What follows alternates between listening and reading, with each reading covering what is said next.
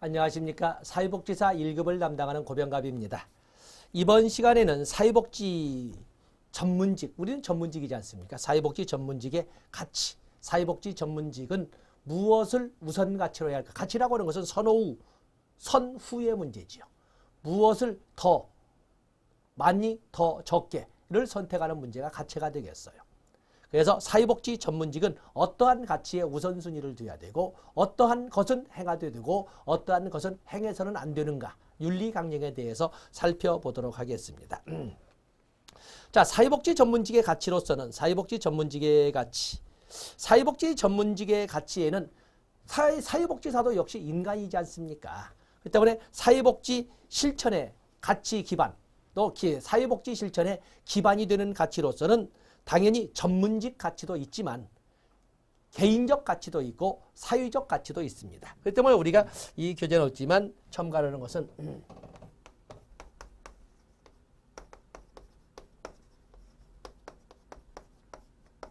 사회복지 실천의 가치 기반으로서는 당연히 우리가 꿈꿀 적에는 사회복지사는 전문직은 또 전문가는 전문직 가치에만 신경을 쓸 것 같지만 전문직 가치만 있는 건 아니죠. 전문직으로서 가치도 있고 또 그러면 사회 통념에 따라야 될 사회적 가치도 있습니다. 왜냐하면 사회복지라고 하는 것은 사회적 목적을 가지고 사회적 책임하에서 행해지는 사회적 노력의 총체 아니겠습니까? 그렇기 때문에 사회 통념상 이루어지는 이 가치에 구속되지 않을 수가 없습니다. 사회적 가치가 있고 또 그런가 하면 또 사회복지사도 인간이기 때문에 개인적 가치도 있습니다. 개인적 가치. 우리가 가장 바람직한 것은 전문가로서 지켜야 될, 전문가로서 추구해도 되는 전문직 가치와 사회 통념상의 가치와 그리고 개인이 추구하는 가치가 일치한다면 얼마나 좋겠습니까? 그런데 그러지 않거든요. 바로 이럴 때 어떤 가치를 우선을 해야 될까 할 때 당연히 전문가이기 때문에 전문직 가치에 우선을 두고 접근을 해야 되겠죠.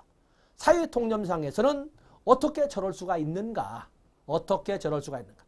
이번에 그야말로 음란행위를 하는 사람을 시민들이 제압해서 경찰에 넘기기 전까지 한 5분간 물리력이 행사됐는데 그 음란행위를 한 사람이 바로 사망을 했지요. 그런데 이 공권력에서는 바로 그 민간인으로서 체포를 했던 사람을 데려다가 경찰 수사를 시작했는데 바로 그것은 당연히 경찰관으로서는 또는 경찰은 전문직 가치가 적용될 거예요. 그런데 사회적 가치로서는 그러면은 그런 범죄 행위를 보고 민간인들은 가만히 있어야 되느냐. 그로 인해서 사건이 발생했다고 해서 그 공로를 세운 사람을 데려다가 고통을 주면 되느냐. 이것은 사회적 가치가 되지 않겠습니까?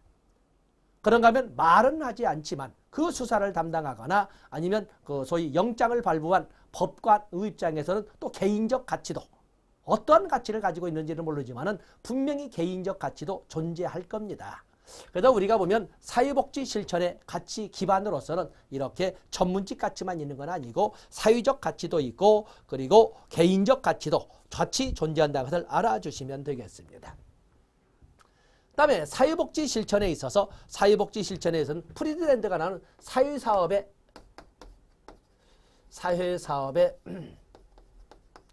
원칙, 사회사업의 원칙이 있습니다. 사회사업의 원칙. 원칙이라고 하는 것은 반드시 지켜야 될 것을 말합니다. 프리드랜드가 제시를 했습니다만 사회사업의 원칙 또는 사회복지 실천의 원칙이라고 하는데 여기에는 인간 존중의 원칙,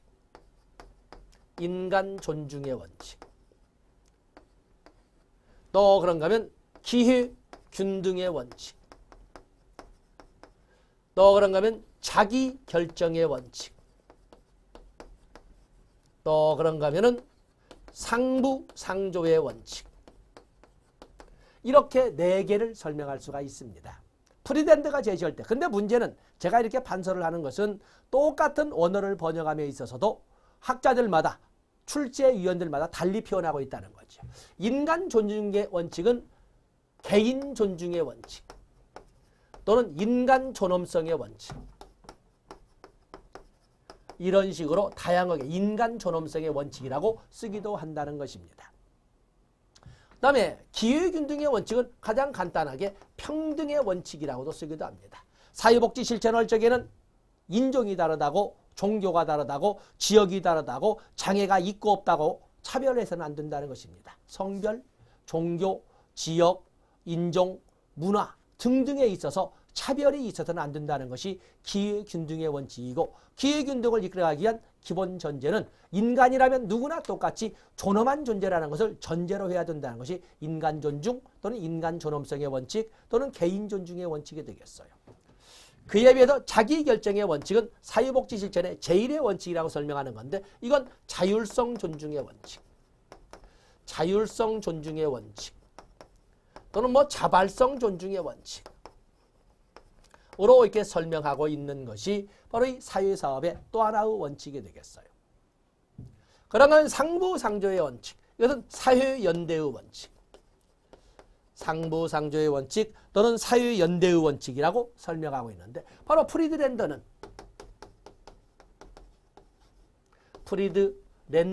사회사업의 가치 또는 사회사업의 원칙, 가치란 말을 쓰면서 사회사업의 가치를 쓰면서 이렇게 말을 했어요. 여기에서도 우선순위가 결정될 거예요.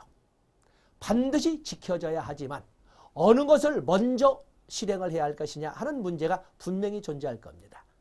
그래서 이 교재에서는 일반론적 가치에서 프리랜더의 사회복지사업의 기본적 가치 또는 사회복지사업 또는 사회사업의 기본 원칙으로 개인존중, 인간존중, 자발성 존중, 자기결정, 기회균등, 평등, 사회연대, 상부상조, 이렇게 이 4개의 원칙을 제시를 했어요.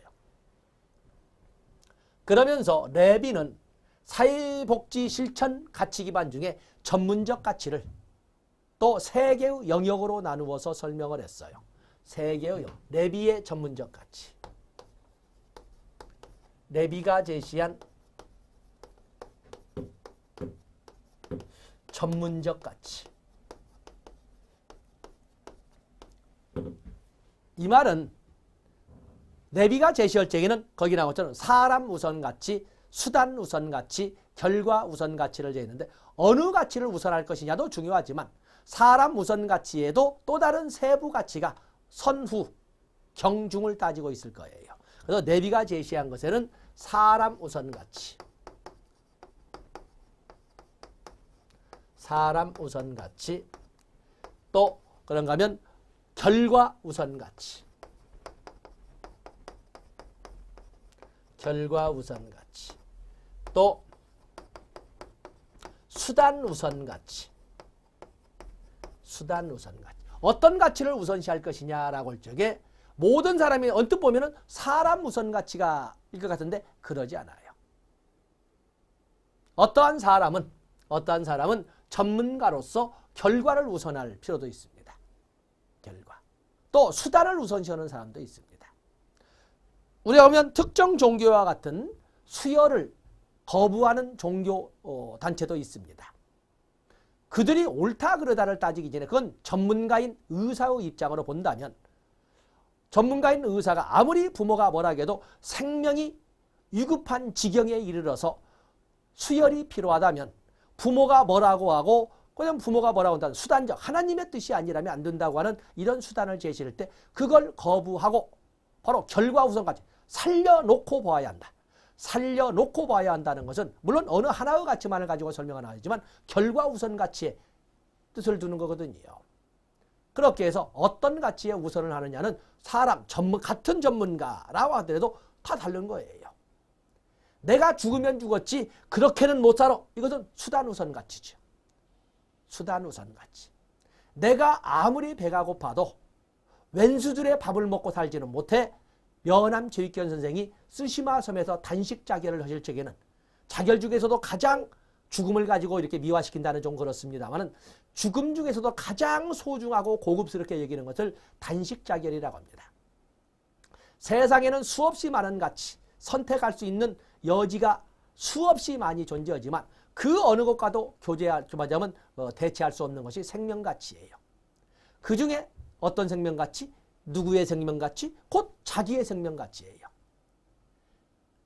흔히 나오는 드라마에 나오는 이런 방식의 단번에 마감을 짓는 이런 그 죽음도 있지만 단식 자결이라고 하는 것은 보통 40일 이런 식으로 가는데 그 시간 하루에 24시간이고 24시간을 60분을 고치고 그 60분에다가 60초를 곱해서 1초에도 수없이 많은 상념이 오갈 것인데 더욱이나 그것도 자기 생명이 지워진다 아니다 라는 갈등이 수없이 많이 나올 건데 그걸 이겨내고 죽음까지 도달한다는 것은 엄청난 고집인 거예요.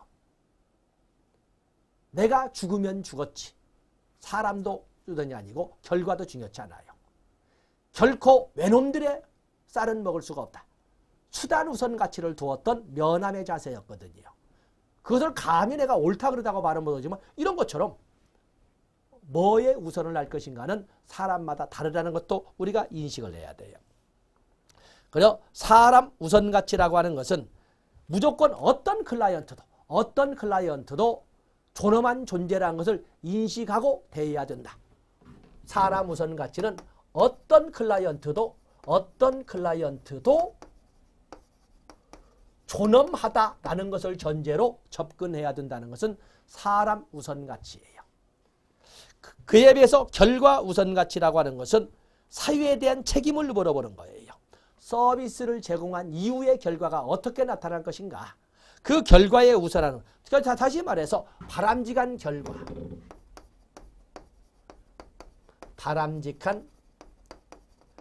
결과를 추구하는 가치는 바로 결과 우선 가치예요. 그에 비해서 수단 우선 가치라고 하는 것은 이것도 물론 수단이라는 그 자체를 말하기는 변하지만 기본 전제는 인간 존엄 가치에 반해 인간 존엄성이 전제가 되는 수단을 사용할 수 있어야 된다. 바로 여기 나오는 인간 존엄의 바탕을 둔 수단을 선택해야 된다라고 하는 것은 수단 우선 가치가 되겠어요.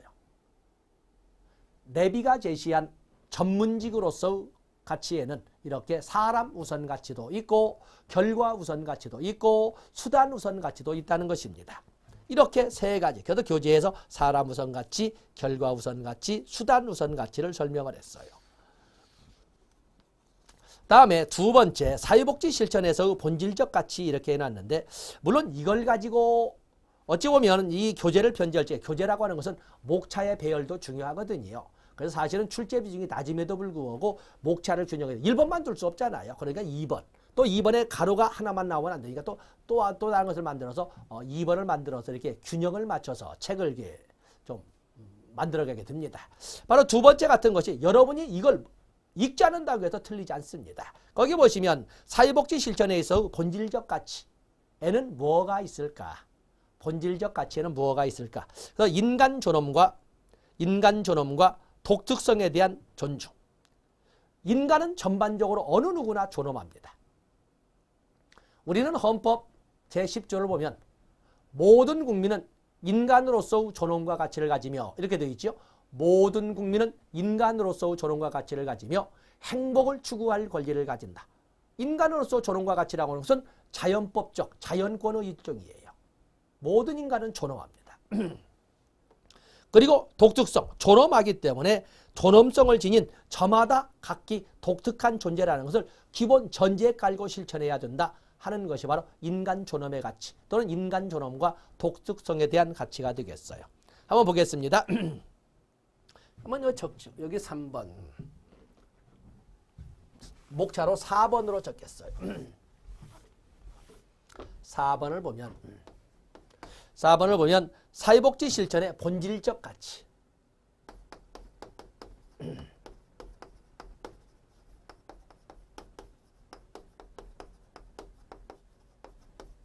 사회복지 실천의 본질적 가치를 보면 인간 존엄의 가치. 인간 존엄과 독특성에 대한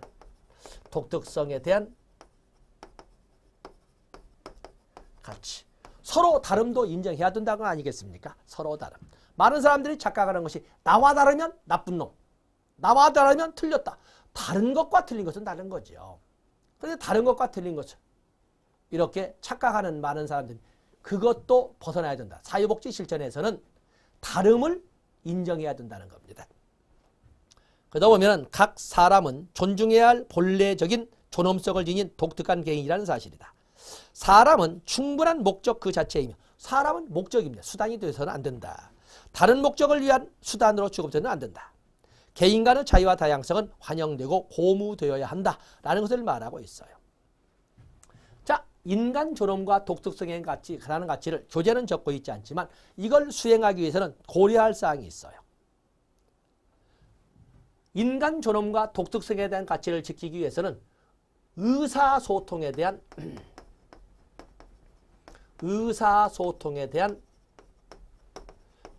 민감성을 하나의 전제로 해요. 그래서 인간 존엄을 지켜주기 위해서는 적어도 의사소통하는 내용에 대해서 민감하게 인식을 해야 돼요.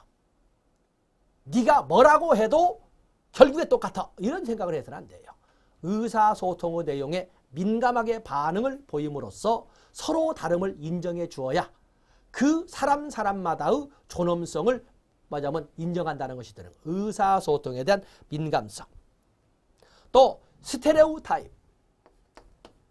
스테레오타입이라고 하죠. 스테레오타입화라고 하는 것은 사입화, 배제, 금지. 다시 말해서 스테레오타입은 고정관념으로 사람들을 보아서는 안 돼요. 어떤 사람이나 개별성, 독특성을 가진 존엄한 존재라는 인식을 가지고 봐야 돼요. 고정관념 금지죠. 사람에 대한 고정관념 금지. 흔히 말하는 우리는 생애 주기로 본다면 젊은 사람 무시하지 마라.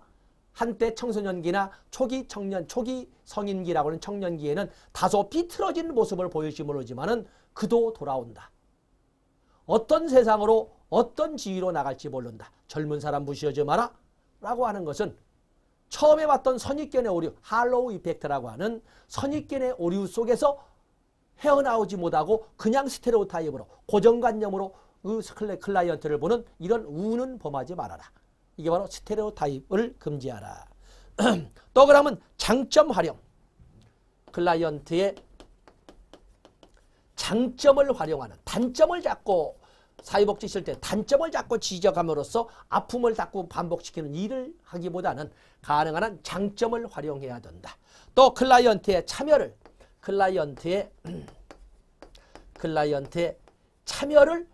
기대하거나 확대시켜야 된다. 클라이언트의 참여를 확대시킨다는 것은 대등한 사회복지사와 대등한 입장에 있는 사람이라는 것을 인식하도록 해주는 거거든요. 그런가 하면 중요한 것이 요구. 여러 번 봤죠? want보다는 클라이언트의 요구보다는 욕구, need, 대문자를 썼군요. need의 욕구에 초점을 두어야 한다. 전에 말씀드렸죠. 어린애가 원하는 것을 주기보다는 전문가의 눈으로 분석된 그 사람이 필요하다고 하는 것을 주어야 된다. 그래서 요구보다는 욕구에 초점을 줄 때 바로 인간 존엄이 지켜지는 것이고 인간마다의 클라이언트마다의 독특성이 반영되는 것이다. 이렇게 설명을 하는 겁니다. 다음에 두 번째로서는 뭐가 나와 있어요? 자기결정에 대한 클라이언트의 클라이언트의 자기결정에 대한 클라이언트의 자기결정권이 자기결정에 대한 신념. 이것도 지켜주자는 거예요. 물론 전문가인 또는 연령으로 볼 때에 연륜이 많이 묻어난 어른으로서 마땅치 않고 하는 것이 보이겠지만 그래도 클라이언트가 스스로 결정한 거에 대한 신념을 받아주자는 거예요.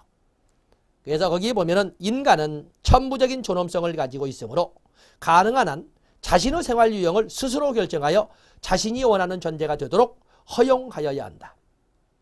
사회복지사의 주요한 책임은 의사결정을 위한 클라이언트의 기회, 클라이언트의 선택 기회를 극대화해 주는 것이지 클라이언트의 문제에 대한 의사결정을 해주는 것이 아니다 라고 설명하고 있는 거예요.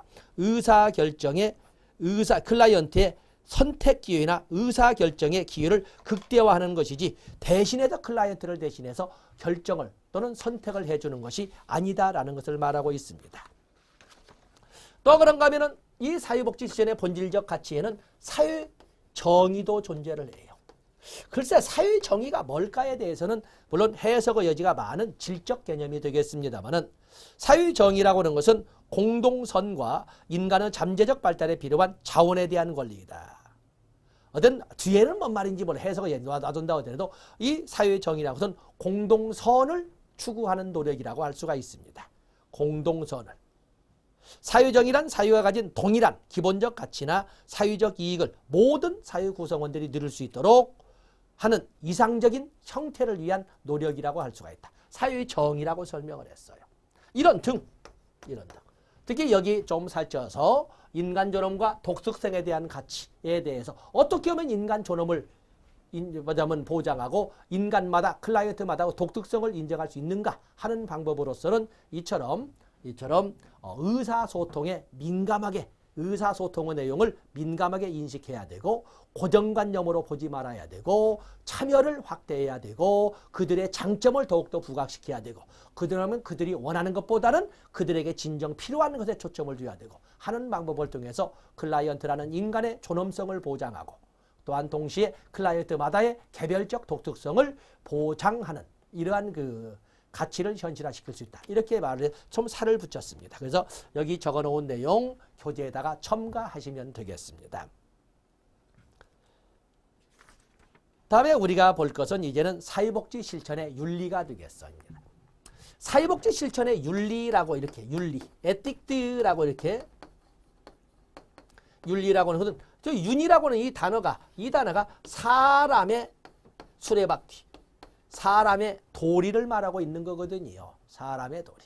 인간이라면 이렇게 살아가야 할 때 이렇게 살아가야 한다고 하는 어떠한 그 지켜야 할 도리, 인간의 도리를 윤리라고 하는 것입니다. 윤리. 거기 오면 사회복지 실천 과정에서 윤리가 나와 있습니다. 사회복지 실천 과정에서 윤리는 1차적으로 사람들이 옳다고 믿는 것을 행동으로 옮기는 것이 아니라 오히려 옳은 것이 무엇인가를 결정하도록 돕는 거다. 오히려 옳은 것이 무엇인가를 결정하도록 돕는 것이다.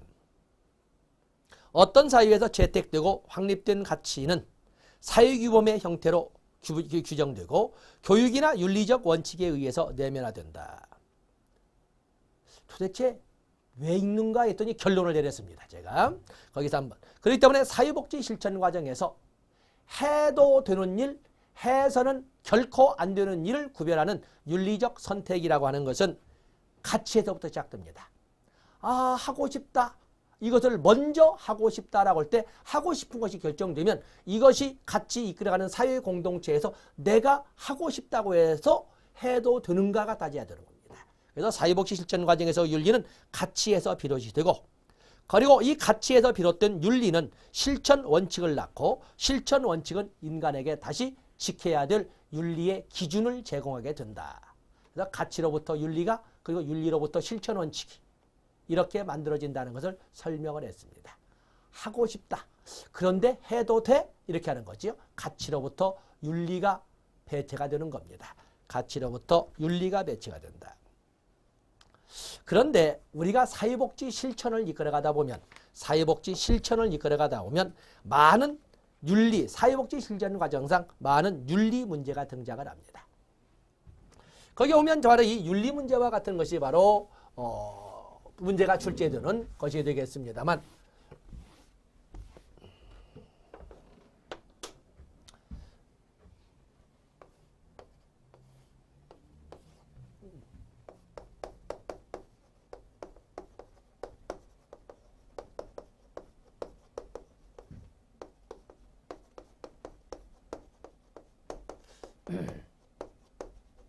사회복지 실천을 이끌어가다 보면 많은 인간의 도리로서 해도 돼?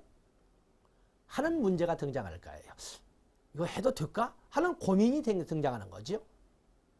만약에 고민이 두 개가 부딪히면 윤리적 딜레마라고 그러죠. 이걸 먼저 해야 돼? 이걸 먼저 해야 돼? 라고는 가치와 윤리가 미쳐든 이런 문제가 등장할 수가 있는 거예요.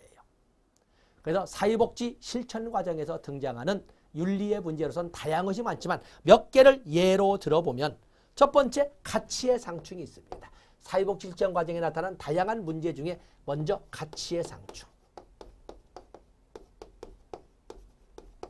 가치의 상충이 있어요. 보통 2개 이상은 이것도 하고 싶고 저것도 하고 싶고. 이것도 레빈이란 사람은 물리학적 개념인 벡터와 토폴로지의 개념을 가지고 소위 갈등 이론을 끄집어냈어요. 갈등이라고 하는 것은 2개의 욕구나 욕망, 2개 이상의 욕구나 욕망을 모두 충족시킬 수 없음으로 인하여 발생하는 심리적 불쾌감을 갈등이라고 합니다. 이것도 하고 싶고 이것도 하고 싶은데 뭘부터 하지? 라고 해서 결정을 하지 못해서 다 충족시키지 못해서 이걸 하면 이걸 못하고 이걸 하면 이걸 못하게 되는데 이것도 하고 싶고 이것도 하고 싶고 하고 싶은 데를 심리학에서는 접근이라고 표현하고 부호로서는 플러스로 표현합니다. 이것도 하고 싶은데 저것도 하고 싶고 해서 어느 것을 결정하지 못하고 어느 한쪽만 선택해야 되는 이럴 때 생기는 것은 접근 갈등이라고 합니다. 그런가 하면 이것은 하고 싶은데 저건 하기 싫고 이걸 하게 되면 저걸 하지 저것도 같이 됨으로써 하기 싫은 것이 같이 따라오는데 이걸 어떻게 하지? 하기 싫은 데는 회피라고 하고 마이너스로 부호를 표시합니다. 접근, 회피 갈등, 플러스 마이너스 갈등이라고 합니다. 하기 싫은 데는 회피라고 설명한다고 그랬죠. 회피하기 싫은데 이것도 하기 싫고 저것도 하기 싫고 공부하기도 싫고 혼나기도 싫고 이런 것은 회피 갈등, 마이너스 갈등이라고 합니다. 우리가 가치의 문제라는 가치의 문제에는 이것은 하고 싶은데 저것은 하기 싫을 것도 있고 이것도 하고 싶고 저것도 하고 싶고 이런 것 등이 다 존재를 할 거예요.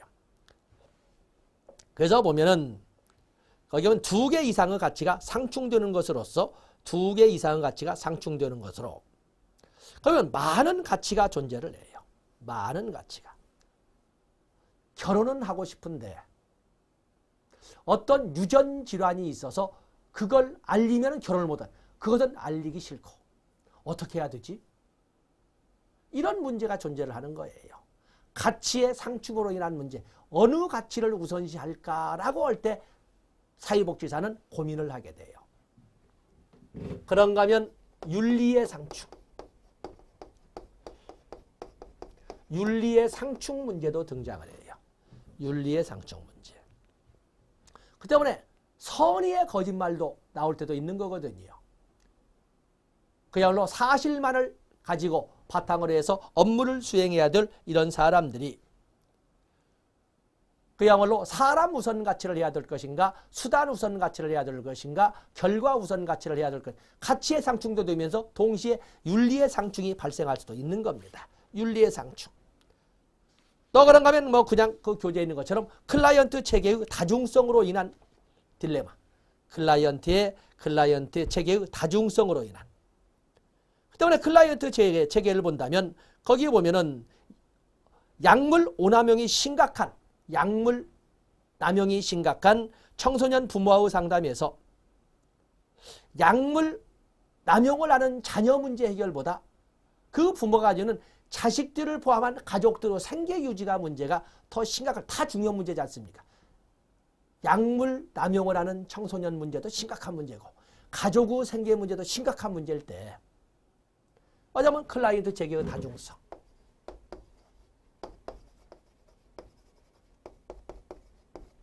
클라이언트 체계의 다중성 일종의 어느 문제를 먼저 풀어야지?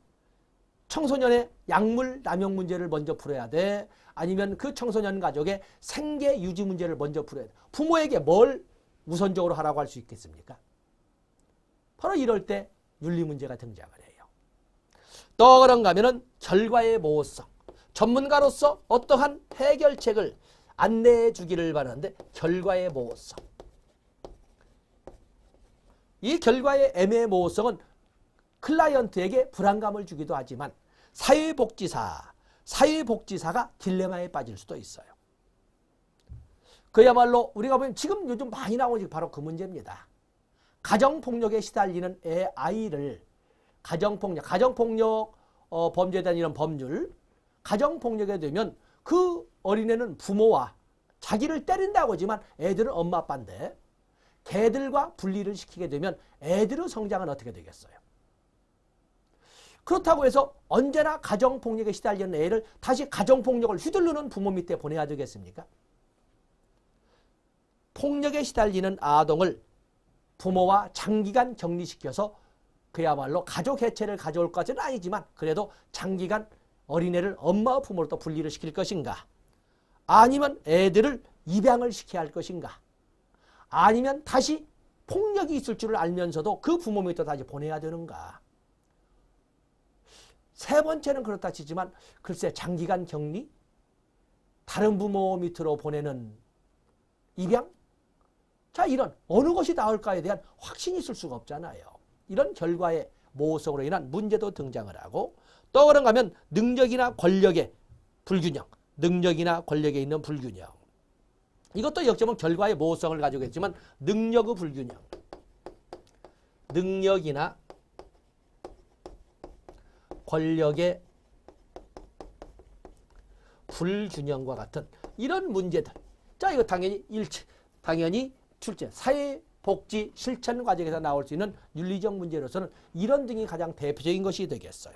가장 대표적으로. 그렇기 때문에 서비스를 제공할 적에 서비스를 제공하고 서비스를 제공받을 적에 특히 제공하는 사회복지사 입장에서는 바로 이런 권력의 불균형이나 능력의 불균형으로 우리가 사회복지 실천을 개념을 본다면 역선택이 발생할 수도 있다는 것입니다. 그것은 결국에 결과의 모호성도 이야기하게 되는데 이런 문제들을 나누어서 하나의 문제만 가지고 따질 건 아니지만 다 두 개 이상의 문제가 같이 믹서되어서 나타나거든요. 바로 이런 문제를 사회복지 실천 과정에서 나타나는 윤리 문제의 예라고 설명할 수가 있습니다. 자, 페이지를 넘어가 보시면 사회복지 실천과 윤리 강령을 보도록 하겠습니다.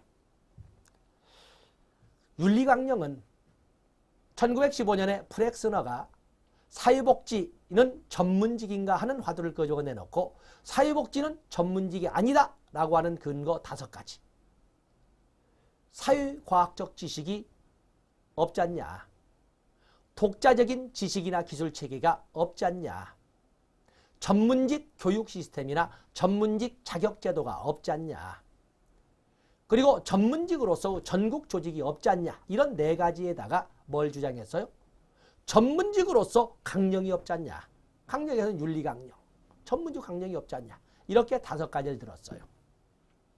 강령이라고 하는 것은 전문직 성립의 조건으로 플렉스가 말한 것처럼 전문직으로서 강령도 없는데 무슨 전문직이라고 하냐 하는 것처럼 전문직 성립의 한 조건으로 지위를 가지고 있습니다. 한번 읽어보겠습니다. 윤리강령은 전문직 성립의 조건으로 전문직 단체가 그 중액적인 가치관을 명문화해서 스스로가 향할 자하상, 자기의 책무, 최소한의 행동주치 등을 들어 자기규제의 기준을 제시하는 것이다. 말이 어려워졌습니다. 아무튼 첫 줄. 전문직 성립의 조건으로 전문직 단체가 그 중액적 가치관을 명문화한 것을 윤리강령이라고 합니다.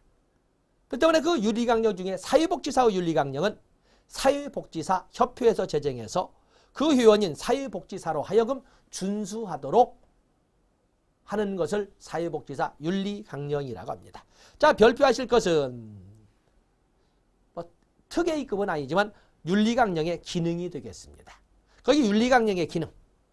첫 번째, 아까 같은 가치의 상충이나 윤리의 상충이나 클라이언트의 다중성이나 결과의 모호성이나 또는 이 결과의 모호성이나 권력이나 능력의 불균형이나 이런 걸로 인하여 발생할 수밖에 없는 윤리 문제. 바로 이런 윤리 문제가 발생했을 때 지침이나 아니면 원칙을 제공한다 하는 것이 윤리강령의 첫 번째 기능이 되겠어요. 실천 과정에서 윤리적 딜레마를 풀어갈 수 있는 지침이나 원칙을 제공한다. 두 번째, 자기 규제를 통해서.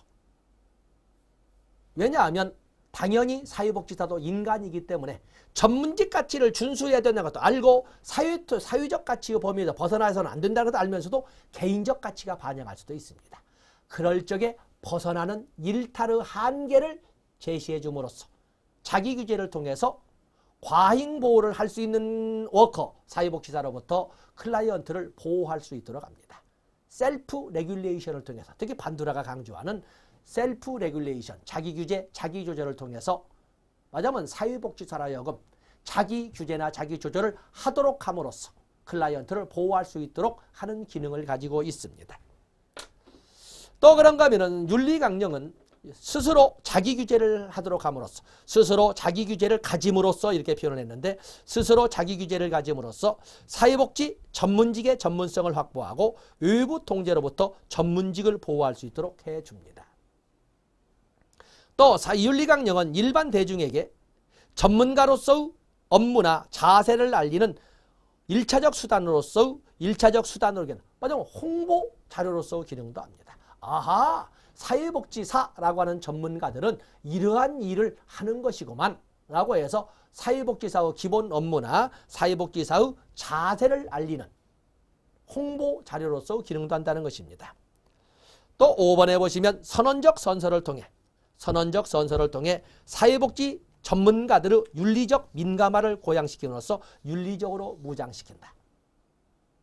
그래서 사회복지 윤리강령은 실천 현장에서의 윤리적 딜레마가 발생했을 때 사회복지사가 지켜야 될 지침이나 원칙을 제공하는 기능, 또 실천 과정에 과장된 또는 과잉화될 수 있는 이런 그 사회복지사의 노력으로부터 자기 규제를 하도록 함으로써 클라이언트를 보호할 수 있도록 합니다. 또 자기 규제를 사회복지사 윤리강령은 사회복지사로 하여금 자기 규제를 하도록 함으로써 사회복지 전문성을 확보하고 외부 통제로부터 보호를 받을 수 있는 보이지 않는 방어막의 역할도 합니다. 또 그런가 하면은 외부의 사회복지사라고 하는 전문직의 기본 업무나 자세에 대한 홍보 자료로서 기능도 합니다. 그런가 하면 윤리강령이라는 것은 윤리적 민감화, 사회복지사들의 윤리적 민감화를 고양시킨다는 이런 기능도 수행을 합니다. 바로 그게 나와 있습니다. 그래서 윤리적 기능, 사회복지사의 윤리적 기능, 거기 윤리강령의 기능이라고 하는 것은 하나 여러분들이 꼭 체크를 해 놓으셔야 됩니다.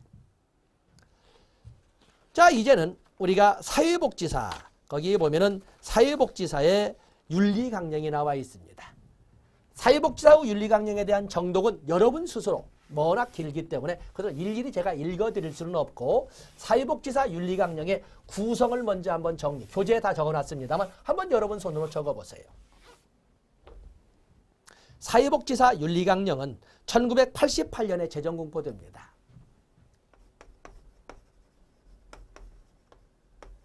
사회복지사 윤리강령은 1988년에 제정공포되고 1988년 그러면 국민연금법 그리고 최저임금법이 시행된, 제정은 86년이지만 시행된 해가 1988년인데 또한 사회복지사 윤리강령이 제정공포된 때가 88년이 되겠어요.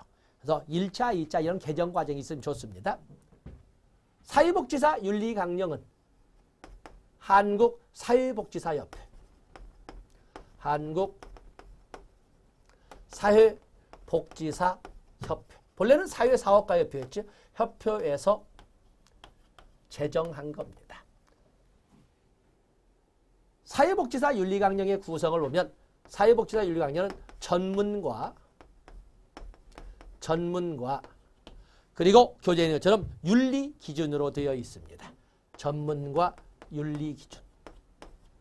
윤리 기준의 세부 내용으로서는 6개의 영역으로 이렇게 사회복지사 윤리강령은 6개의 영역으로 제시를 하고 있는데 거기에는 사회복지사의 자 한번 적어봐요.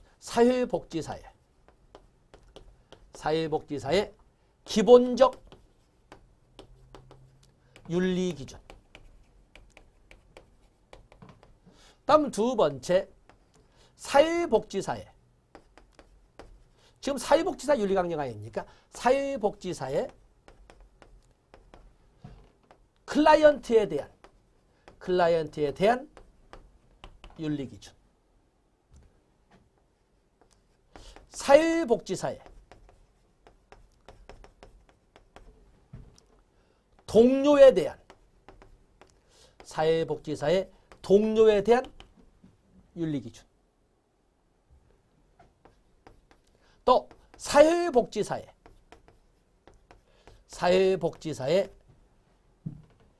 기관에 대한 윤리기준. 기관에 대한 윤리기준. 또 다섯 번째, 사회복지사의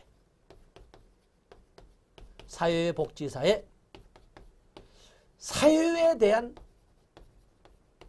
윤리기준. 사회에 대한 윤리기준. 그리고 여섯 번째는 사회복지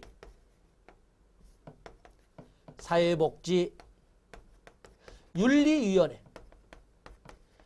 사회복지 윤리위원회 구성 운영에 관한 사항. 사회복지윤리위원회 구성 운영은 어디서 한다? 한국사회복지사협회에서 한다라고 이렇게 규정을 하고 있습니다. 이런 것처럼 물론 전문에서도 다 설명하고 있지만 윤리기준에는 사회복지사의 윤리기준은 기본적 윤리기준, 클라이언트에 대한 윤리기준, 동료에 대한 윤리기준, 기관에 대한 윤리기준, 사회에 대한 윤리기준 전문에도 적혀 있습니다. 전문에도 보면은 거기에 보면은 교재에 있는 것처럼 밑에서 셋째 줄 보면 밑에서 넷째 줄 끝에 2에 우리는 클라이언트, 동료, 기관, 사회 및 전체 사회에 관련된 사회복지사의 행위와 활동을 판단, 평가하며 인도하는 윤리기준을 이렇게 되어 있죠. 클라이언트에 대한, 동료에 대한, 기관에 대한, 지역사회와 전체 사회에 대한, 사회에 대한 이 나와 있습니다. 그런데 여기는 국가에 대한은 없다는 것입니다. 사회복지사의 기본적 윤리기준, 클라이언트에 대한 윤리기준, 동료에 대한 윤리기준, 기관에 대한 윤리기준, 사회에 대한 윤리기준은 있으나 국가에 대한 윤리기준은 언급하지 않아요. 그래서 큰 틀로 여기까지만 반성했지만 이 교재에서는 한 단계 더 나가서 그러면 사회복지사의 윤리적 기본적 윤리기준에는 뭐가 있는데 전문가로서의 자세, 전문성 개발을 위한 노력, 경제적 이득에 대한 노력 이 세 개의 세부항으로 되어 있고 클라이언트에 대한 윤리기준으로서는 클라이언트와의 관계 그리고 동료 클라이언트와의 관계 특히 동료 클라이언트에 대한 관계가 출제가 자주 되었던 영역이 되겠어요.